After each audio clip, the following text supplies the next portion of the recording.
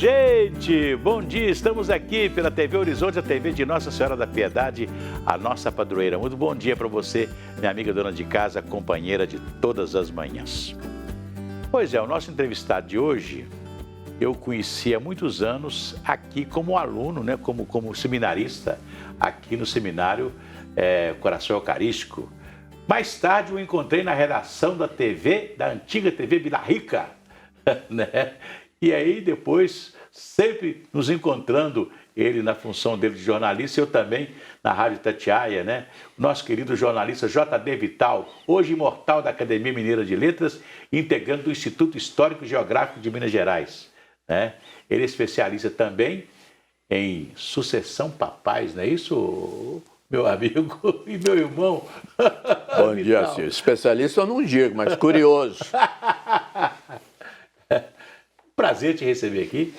Muito obrigado, muito obrigado. A honra é minha, né? Sou seu fã, você não sabe desde quando? Desde muito tempo. Pois é, eu vim para cá hoje, né? Lembrando que você estaria aqui conosco, né? Aí fiquei me lembrando daqueles momentos maravilhosos, né? Que nós vivemos, né? No dia a dia da política mineira, né?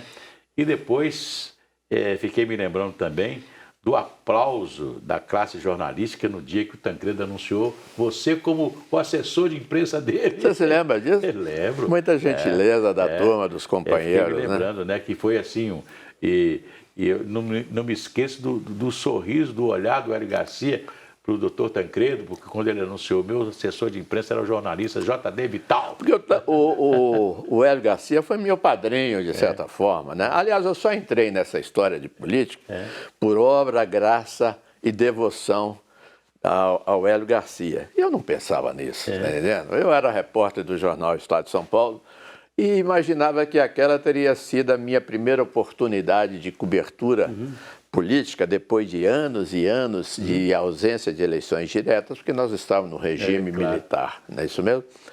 Aí o Hélio Garcia um dia me chamou para tomar um chopp. Ele gostava, né? Aliás, ele não tomava chopp, né? Ele tomava um whisky. E eu fui acompanhado do Roberto Brant. Ele marcou, sabe onde? Ele marcou lá no Clube Nacional. Você lembra do Clube Nacional? Sempre. Na Cidade Jardim ali. Ele marcou 8 horas. Às 10 horas ele não tinha chegado. Aí eu estou com o Roberto. Foi o Roberto, nós vamos ficar aqui até que horas? Não, o Hélio chega. Ficamos tomando, bebendo. Lá para as 10 horas, o Hélio Garcia chegou e falou assim, não vamos aqui não, nós vamos num outro restaurante. E fomos para o outro restaurante. E chegamos lá, ele me falou assim, eu queria te convidar para você chefiar a campanha eleitoral de Tancredo. Eu falei, Hélio, eu não tenho experiência, eu não sou eu queria cobrir, eu sou repórter. Ele falou, não, quanto você ganha? Eu falei, não vale, não é questão de salário, essa coisa toda.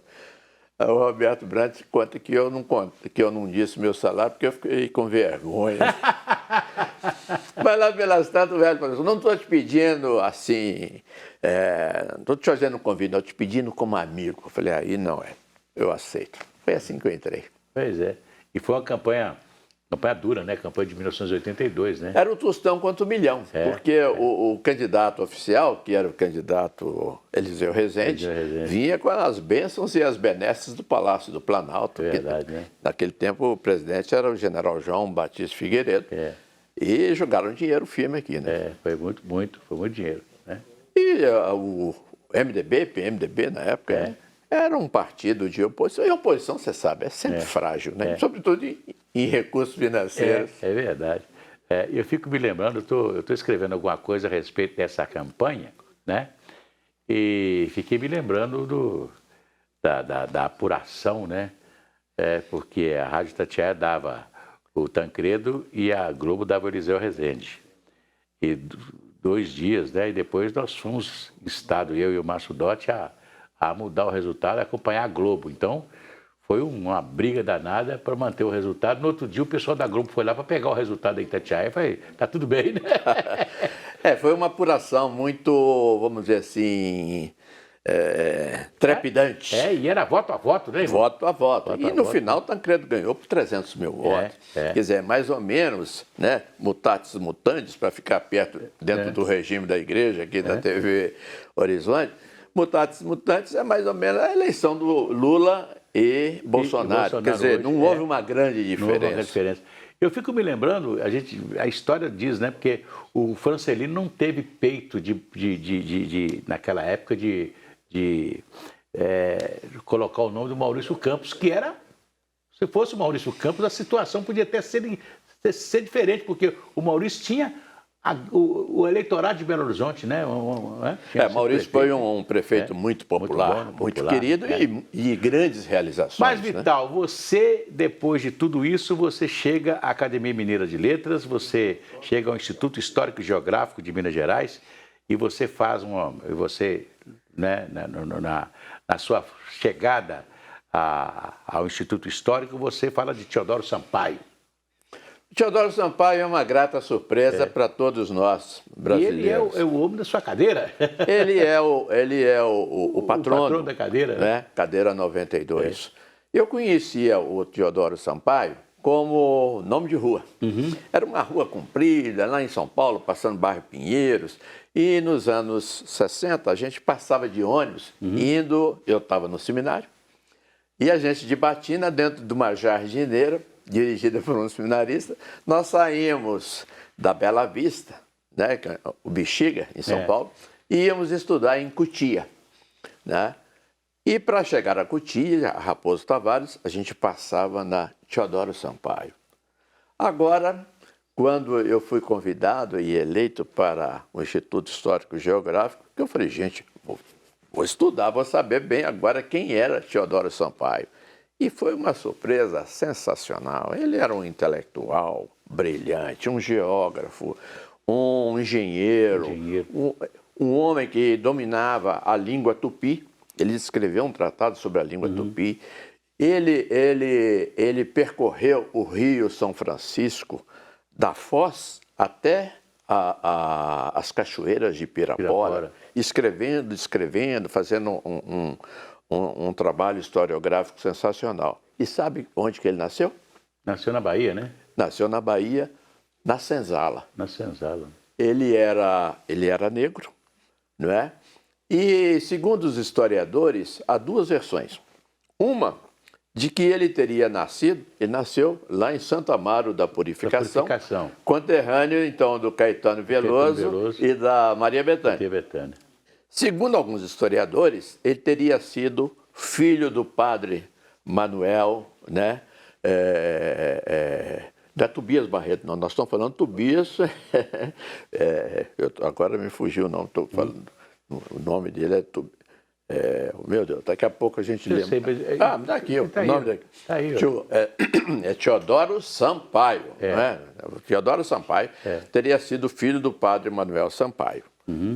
Outros falam que ele teria sido filho do dono do engenho, ali onde ele nasceu, mas por questões da época, os senhores de engenho não batizavam e não reconheciam os filhos com mulheres escravizadas negras. Então, um padre o adotou e ele foi alforriado no batismo. Dali, com 10 anos, ele foi para o Rio de Janeiro e lá fez um curso na escola militar, essa coisa, entrou para a escola de engenharia e se tornou um dos maiores intelectuais brasileiros. Eu acho que nós precisamos conhecer melhor quem foi Teodoro Sampaio. Ele honra e ilustra a nação brasileira. Beleza, é fantástico, né? E agora essa experiência do Instituto Histórico e Geográfico, que é vamos dizer, a casa de João Pinheiro, né? Que é as pessoas, eu fico me lembrando, eu como repórter, no início, né, da minha trajetória de repórter, um dia eu fui ao Instituto Histórico e Geográfico e fiz uma entrevista com Demerval Pimenta, que era o presidente. Que era o presidente, né? E ali fiquei encantado com o ambiente do Instituto Histórico e Geográfico daquela época, e ele gostou muito da minha curiosidade sobre o Instituto, né? Ele falou assim, eu vou te dar um presente. E eu tenho assim, até hoje, porque esse negócio de mudança muda, pega as coisas, joga para aqui, joga para ali e tal. Ele me deu um livro que era um livro grosso, assim, parecendo uma Bíblia, uma capa igual uma Bíblia, chamada Efemérides de Minas. Tem muita gente que fala assim, eu gostaria que você me emprestasse esse livro. Onde você tem? Você onde tem esse livro, né? As Efemérides de Minas, né? Correto. O Instituto, ele foi fundado, então, no início do século XX, e o presidente foi escolhido o governador da época, né? E então é uma casa de cultura, uma casa de grande prestígio, dedicada ao estudo da cultura de Minas Gerais. Da cultura e da história de Minas, da história cultura geográfica também, né? O João Pinheiro, como governador, emprestou seu nome e deu apoio. É isso mesmo? E o João Pinheiro foi uma das figuras mais importantes de Minas Gerais daquela época, porque ele foi o primeiro que fez o planejamento de Minas, né? O primeiro planejador do estado de Minas Gerais, que coisa impressionante, né? Mas e era filho de italianos, né? Pinheiro, e virou Pinheiro, não é isso mesmo? E é avô do nosso Zéuzinho Pinheiro, não é isso mesmo? Pinheiro, E de saudosa memória, não é isso mesmo? Ô, Vital, mas nós vamos continuar conversando. Daqui a pouco a gente volta com você aqui falando agora dessa experiência, né, depois de tantos anos de jornalismo, né, e hoje, né, com a Academia Mineira de Letras e o Instituto Histórico e Geográfico, escrevendo. Tem aqui até um livro novo aqui que você me traz aqui, Entre o Sacro e o Profano, Memórias de um Repórter. Daqui a pouco vamos falar desse livro. Mas antes eu quero cantar aquela musiquinha. Vai tudo bem, muito bem, muito bem, muito bem, muito bem, muito bem, bem, bem. Com pílulas de Lúcia, sabe aquela dorzinha urinária, aquela sensação de queimação e ardor? Pílulas de Lúcia são antissépticas das vias urinárias e vocês encontram em todas as farmácias e drogarias. A gente volta daqui a pouco.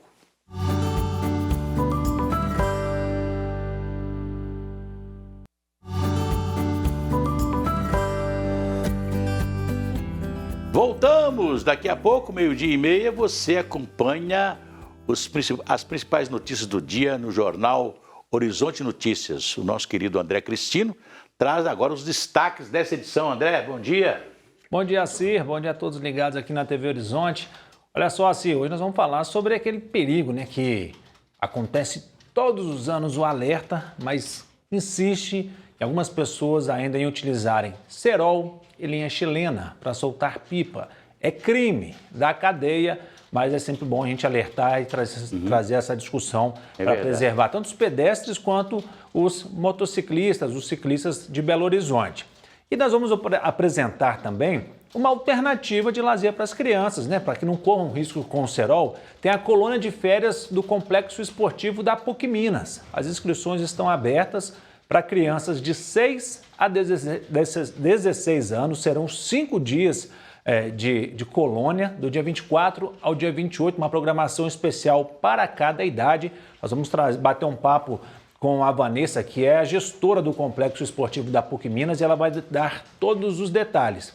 E vamos trazer também os números do gás de cozinha em Belo Horizonte. Houve uma redução, segundo o site Mercado Mineiro, de 5% de maio para junho.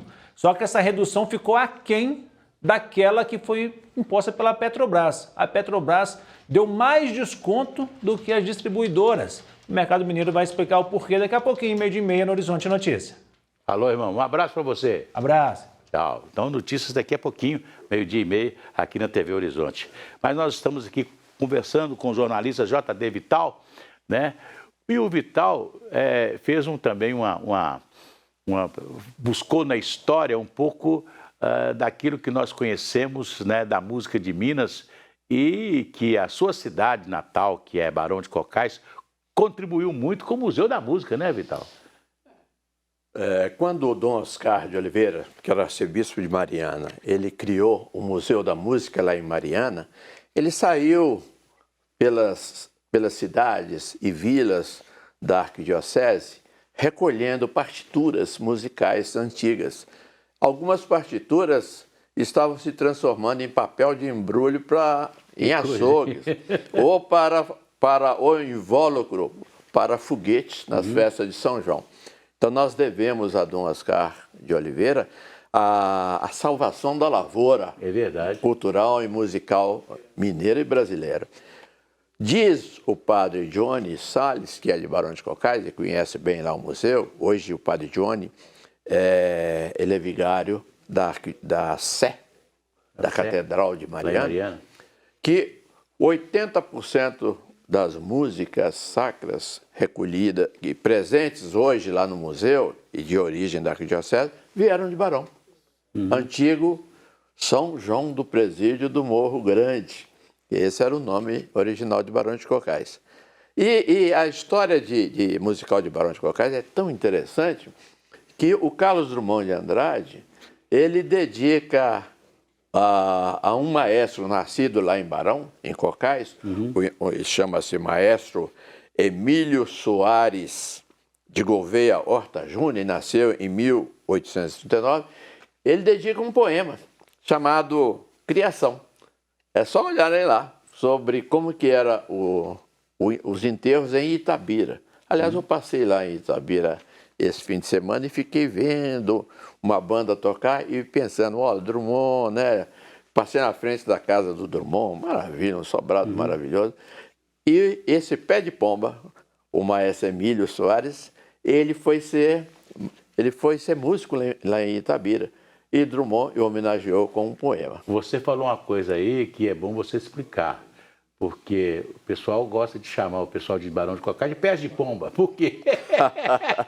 Porque a cidade tem poeira, e era assim, e o pessoal chegava com o sapato com o pé sujo de poeira. É isso mesmo. Havia uma rixa entre as duas cidades, Barão de Cocais, que era uma cidade operária, e Santa Bárbara, que era uma cidade de elite, onde nasceu o governador, o presidente Afonso Pena, que dá nome hoje à nossa... Caraça, né? Estudou no Caraça, essa coisa toda e tal.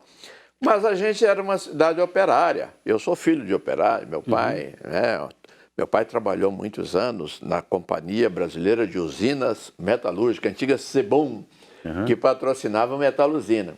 Então, nosso povo de Barão de Cocais ia comprar nas lojas de Santa Bárbara. Santa Bárbara fica a 12 quilômetros. E ia a pé, para economizar. E chegava lá em Barão, chegava lá em Santa Bárbara, não é? Calçava o sapato. E o povo de Santa Bárbara via aquela mancha assim, sabe? Via aquela meia vermelha, aí falava, aos pés de pombo. Dava tiro e dava morte. Aliás, ficou famosa a festa dos pés de pomba lá de Barão de Cocais. Tem uma festa agora, né? Tem, eu tive a honra de participar da fundação. Nós fizemos junto com um grupo de amigos e hoje a festa continua muito bem tocada pela Gildete Moreira e um grupo de amigos, onde a gente assumiu essa condição de pé de pomba, pé de poeira.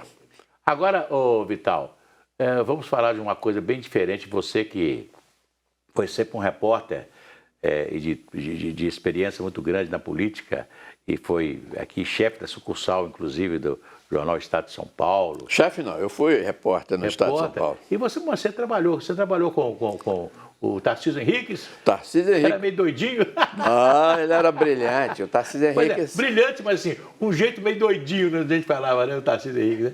Era um jeito, vamos dizer assim, mineiro. Mineiro. Era um mineiro clássico. O Tarcísio era diretor nosso lá. Aliás, sou muito grato a ele, porque eu saí do Diário de Minas, não é? Que na época integrava a Força Náutica de Comunicação, mas os pagamentos estavam atrasados. O pagamento lá no Diário de Minas chegou a atrasar 150 dias. Nós fizemos até uma música, Sesc Centenário. Pois é, o autor da letra fui eu, tá entendendo? E cantar Sesc Centenário sem pagamento, né? E aí o Tarcísio me acolheu lá no Estado de São Paulo. 15 dias depois que eu estava no Estadão, o pagamento saiu. Pelo amor de Deus, eu estou no melhor dos mundos. Pois é. Agora, Vital, o que você está achando desse imbróglio todo político que nós estamos vivendo, né? Muito diferente daqueles momentos que nós passamos, apesar de um governo de ditadura militar e etc. Tal. Nós tínhamos, eu não sei, parece que a classe política era uma classe política diferente da de hoje, não é isso? Havia menos ódio entre as pessoas. É verdade. Os políticos não brigavam entre si, as ideias brigavam, eles gostavam de dizer isso, né? Mas eles se respeitavam. É verdade. Não havia a violência, apesar de nós termos partidos aguerridos, o DN, né? Que se chamava de UDN da Calônia, era uma vigorosa. Mas os políticos entendiam, tanto que o Tancredo se uniu a Magalhães Pinto para fazer o PP, né? O PP. Aqui, interessante, você me lembrando isso aqui, eu me lembrei de um fato. Quando o Pedro Aleixo morreu, eu fiquei ali praticamente o dia inteiro de gravador na mão, né? Eu colhendo depoimentos de pessoas, etc., sobre o Pedro Aleixo, que foi uma grande figura da política de Minas. Tinha sido impedido de exercer a presidência da República de assumir, né, como vice. Presidente, como vice e tal. E aí chega o Juscelino Kubitschek de Oliveira. E foi uma coisa, né? Quando o Juscelino chegou, o Juscelino foi chegando, abraçou-se com a viúva de Pedro Aleixo e falou, comadre. Eles eram compadres. E adversários. Pois é. Adversários e compadres. Né? Eu acho que essa era a grandeza de Minas Gerais, onde os políticos eram civilizados. É verdade. Né? Hoje em dia, infelizmente, né, a política se transformou num terreno do ódio, né, da incompreensão, da intolerância. Eu acho que não é esse o caminho. É verdade. Ô, Vital, o nosso tempo já se esgotou. Eu gostaria muito que você voltasse aqui depois para a gente continuar o papo, porque o papo com você vai a tarde toda. Com muito prazer. Eu agradeço muito a honra do seu convite. Pois é, a alegria foi nossa, né, de recebê-lo aqui. Você que é um pouco do orgulho de todos nós, né, que militamos na imprensa, e você, essa figura que se destaca hoje na Academia Mineira de Letras, com o seu novo livro, né? Você sabe por que eles chamam... O Sacro e o Profano. Por que eles falam que o acadêmico é imortal? É porque não tem onde cair morto.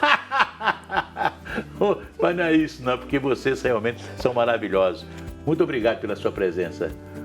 Um abraço. Obrigado a você. Amanhã a gente volta, se Deus quiser.